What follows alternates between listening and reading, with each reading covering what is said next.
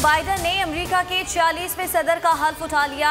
79 साल जो बाइडन को मुअम्मर तरीन अमरीकी सदर का एजाज हासिल है। पहली स्याह फाम खातून कमला हैरिस ने नायब सदर का हल्फ उठाया। तकरीब में साबिक सदर bill Clinton, George W Bush और बराक ओबामा की शिरकत। वज़ीर आज़म इमरान खान की जो बाइडन को सदर बनने पर मुबारकबाद।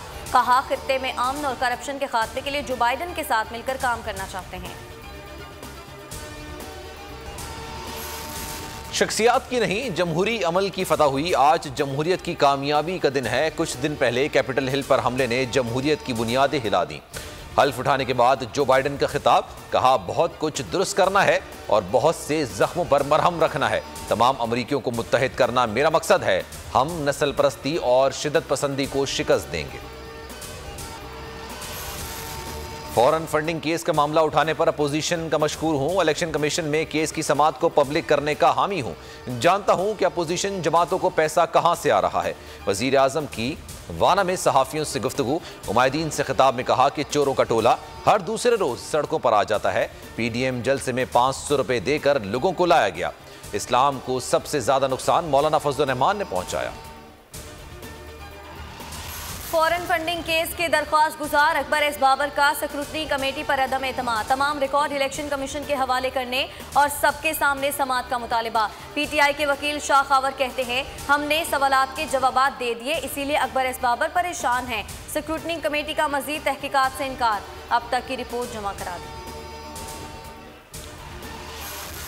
जाली अकाउंट केस में वजीर आला सिंध के खिलाफ दायर रेफरेंस नामुकम्मल निकला। एहतसाब अदालत ने रेफरेंस नैब को वापस कर दिया। तमाम एतराज़ात दूर करके रिकॉर्ड दोबारा जमा कराने की हिदायत। मुराद अली शाह के खिलाफ नैब रेफरेंस बदनीयती पर मबनी है। मुराद अली शाह ने सूबे के मफाद में काम किए। सिंध के वज़रा नासिर हुसैन शाह, मुर्तज़ा वहाब और सईद गनी की प्रेस कॉन्फ्रेंस। एहतसाब अदालत का शहबाज शरीफ के 3 जाती मुआलिजीन को हुकूमती मेडिकल बोर्ड में शामिल करने का हुक्म। नैब मेरे खिलाफ ढेले की करप्शन साबित नहीं कर सकता। डेली मेल में झूठी खबर छपवाई गई जिससे मुल्क की बदनामी हुई। शहबाज शरीफ का एहतसाब अदालत में मौक़िफ़। शहबाज शरीफ और हमजा शहबाज के जुडिशल रिमांड में 5 रोज़ की तौसीक़। Army chief general Qamar Javed Bajwa ने सियालकोट छावनी का दौरा किया। वर्किंग बाउंड्री की सूरत हाल और ऑपरेशनल तैयारी पर ब्रीफिंग दी।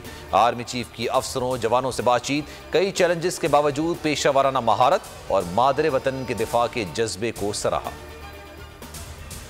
इस मुल्क में पैमरा से हालात बहुत आगे निकल चुके हैं। किधर नॉलेज में लाना चाह रहे थे हम। 2 नंबर लोगों को बैठाया हुआ है किन किन जगहों के ऊपर और क्या क्या हुआ इस मुल्क। कई जगह तो हम इसको कुछ कर नहीं ना सकते।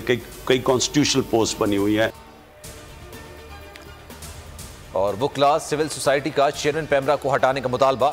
36 रोज गुजर गए, अवाम को हुकूमती एक्शन का इंतजार। वजीर आज़म इमरान खान का कहना है कि माजी के हुक्मरानों ने बास इदारों में 2 नंबर लोगों को बिठाया। कुछ मजबूरियां हैं जहां से हम लोगों को नहीं हटा सकते। एहतसाब अदालत 15 फरवरी को Benazir income support programme reference में सलीम बेग और फरजाना राजा पर फर्द जुर्म आयद करेगी।